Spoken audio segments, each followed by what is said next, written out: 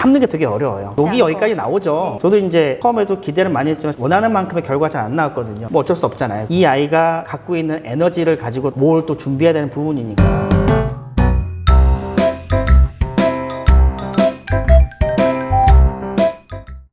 제일 좋은 거는 정신지 수신지 빨리 정하는 거네요. 정신지 수신지 빨리 정한다 할지라도 정시 팔아도 저는 수시는 좀 쓰게 해주거든요. 말씀이 사실은 맞죠. 근데 애들 입장에서는 정시 팔아 한다 할지라도 친구들이 수시에서 몇 개 카드 쓰잖아요. 네. 불안한 것 같아요. 자기도 그 6개 카드 중에 몇 개나 한번 써보고 싶은데 학생들의 심리도 되게 중요하거든요. 학생들이 공부하는 기계는 아니잖아요. 감정을 가진 사람이니까 그런 부분까지 고민해서 동기부여할 수 있는 수시도 같이 몇 개 써주면서 정시까지 갈 수 있는 길을 열어줘야죠. 그러니까 애들이 예전에 비해서 많이 이제 학업 능력 좀 떨어지고 오래 앉아서 공부해본 경험도 작고 자존감도 많이 떨어져 있는 부분이 있기 때문에 그런 부분으로 좀 잘 케어해주면서 전략을 짜주는 게 사실은 좋아요. 근데 되게 지금 흥미로운 게요. 정시파라고 할지라도 남들이 하는 걸 안 하고 있으면 사실 마음이 불안하잖아요. 네. 그러니까 그냥 수시도 넣어주고. 수시도 잘 해줘야 돼요. 왜냐면 이 아이가 갖고 있는 에너지가 제한적이라면 얘는 이것도 하고 이것도 하지만 이쪽에 좀 에너지를 쏟아주는 그런 전략이 필요한데 그냥 주먹구구식으로 하게 되면 이 아이는 사실 그 카드를 안 써야 되는 쓰는 거잖아요. 그렇죠. 그런 것들을 좀 줄여주는 거죠. 제3자가. 그래야 될 필요가 사실 있다고 좀 봅니다. 그리고 그 3월 모의평가에 대해서 좀 코멘트를 해주시면은. 우선 재학생들 같은 경우에는 좀 크게 신경 쓰지 말라는 얘기를 많이 해요. 대부분 애들이 이제 딱 2달 공부해서 시험 보고 또 수능 특강이 5권 나오는데 애들 거의 다 안 풀어보고 시험 보거든요. 수능에 대한 대비가 안 돼 있는 상태에서 한번 본 거예요. 그럼 이걸 가지고 내 위치를 파악하라? 사실 이게 쉽지 않거든요. 본인이 공부를 많이 안 했기 때문에 그 위치를 가지고 또 보게 되면 학생들이 의기소침하잖아요. 의기소침하지 말고 앞으로 공부할 수 있는 시간을 설치도 많아요. 그리고 제가 다른 뭐 기사 컬럼도 썼지만은 9월 이후에도 공부할 수 있는 시간이 꽤 돼요. 한 78일 정도 돼요. 그러니까 학생들이 상반기 때 공부할 수 있는 시간, 수능 공부할 수 있는 시간, 하반기 때 수능 공부할 수 있는 시간을 합쳐보게 되면 꽤 많아요. 근데 학생들이 이게 아까 말씀드린 것처럼 뭐 이것저것 해야 될지 모르고 갈팡질팡 하니까 수능에 집중 못해서 그러는 거니까 3월 학력평가 성적이 너무 일희일비할 필요는 사실은 없죠. 저는 그 등급이나 백분위보다는 원점수를 좀 많이 보는 편이거든요. 원점수를 보면 이 학생의 위크 포인트가 어딘지 잘 보여요. 그럼 그 위크 포인트를 잘 잡고 준비를 해야 되는데 그러니까 준비도 사실 쉽지가 않거든요. 이 준비를 하는 것도 워낙 어려운 부분이라 그래도 3월 학력평가 보고 그 부분에는 대비를 해야 되는데 대부분 애들이 힘든 거 싫어하니까 그냥 새로운 문제집에서 풀고 어려운 거 넘기고 다시 문제집에서 사고 막 그러거든요. 근데 오래 앉아서 공부하는 경험이 없던 아이들이라 그런 부분이 생기는 것 같아요. 꾸준히 집중적으로 앉아서 공부하는 습관을 가지고 롱텀으로 준비했으면 좋겠어요. 그래야 성적이 나오지 한두 달 공부한다고 해서 수능이 잘 나오면 재종반 사실 없어지게요. 그러진 않거든요.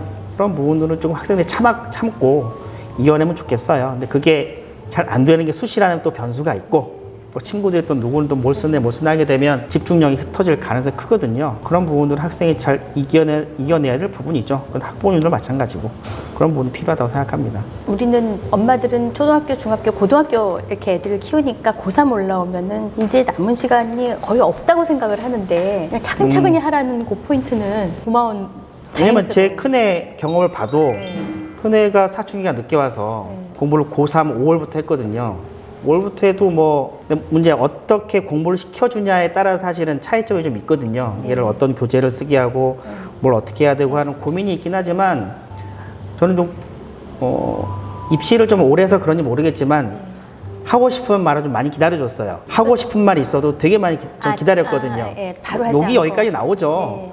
9월달도 망해갖고 왔는데 뭐 5월달부터 공부해서 6월 모의고사 망하고 7월 학력평가 뭐 그렇고 9월 잔뜩 기대했는데 망하고 사실은 우리 아이들한테 기대하는 건 수능 때 잘 보는 걸 기대하는 거지 중간중간에 지나가는 학력평가나 모의평가를 잘 보는 걸 기대하는 건 사실은 아니잖아요. 참는 게 되게 어려워요. 그러니까 우리 아이들이 덩치만 크지 사실은 애 같은 존재들이잖아요. 그러니까 뭔가 한 번의 멘트가 학생들의 멘탈을 날릴 수도 있기 때문에 굉장히 조심해야 될 필요도 사실 있거든요. 우리가 투자를 하고 케어해주고 뭐 여러 가지를 도와주는데 그럼에도 불구하고 안 나올 수도 있죠. 저도 이제 처음에도 기대를 많이 했지만 처음에는 원하는 만큼의 결과가 잘 안 나왔거든요. 뭐 어쩔 수 없잖아요, 그건. 뭐 부모 자식 간의 일이고 또 이 아이가 갖고 있는 에너지를 가지고 또 뭘 또 준비해야 되는 부분이니까 그거는 믿고 기다려주는 수밖에 없어요. 이거 다그친다고 해서 되는 것도 아니고 그거는 우리는 하숙집 주인처럼 그냥 좀 기다려주고 여유를 갖고 해야 되지 이거를 또 부모가 닥달한다고 되면 우리나라의 모든 수험생들은 다 100점이거든요. 닥달하는 만큼 성적이 올라간다고 치면 좀 참아줘야 하는 게 제일 중요한 것 같기는 해요. 네. 참아주는 게요. 그렇죠. 그냥 계속 참아줘야 되는 거 같아요. 처음부터 끝까지. 대학을 가고 이제 졸업을 해도 이제 선생님이 똑같죠? 참기 시작하셨으니까 계속 참으셔야 돼요. 원래 할 말 다 못해요. 그럼요. 술 처먹고 들어오고 있으면 저 술을 먹고 이거 왔니? 이거 끝나야 되지. 네. 얘기를 할 수 없잖아요. 매년 이제 이 시기 때쯤 애들 만나보게 되면 이거 되게 잘 안 돼요. 부모도. 말할 뭐 비싼 돈 내고 이제 과외도 시켰는데 성적이 안 나와. 왜 안 나와? 당연히 안 나오겠지. 그래서 잘 나오게 되면 우리나라 모든 과외 선생님 학원은 뭐 대박 나게요. 한두 달에 성적 나오게 되면 그러지도 않고 쉽지 않죠. 그리고 지원 상황에서는 교차 지원은 올해 또 일어날 것 같긴 한데 네. 아까 제가 네. 말씀드린 것처럼 이게 확 통해서 이쪽으로 옮겨오는 순간 다 죽자는 분위기라 전 이 움직임이 좀 적었으면 좋겠고 여기도 점수가 안 나오고 여기도 점수 같이 안 나오거든요. 그래서 그런 부분이 제일 걱정되고 사실은 딱 때는 이 분위기는 작년 분위기나 올해 분위기나 비슷할 것 같기는 해요. 단지 이제 좀 더 약학과에 대해서는 냉정하게 좀 봐줬으면 좋겠다라는 게 크고 왜냐면 약대의 여러 가지 상황을 봤을 때 졸업 이후의 취업, 졸업 이후 연봉 체계 뭘 봤을 때는 조금 우리가 갖고 있는 현재 기대치보다 좀 낮을 거예요. 네. 그런 부분들까지 감안해 주게 되면 좀 좋지 않을까. 그래야 이제 입학한 뒤에 학생들이 다시 고민을 하지 않는 결과가 나오겠죠. 선생님을 뵙고 싶으면 어디로 가면 되나요?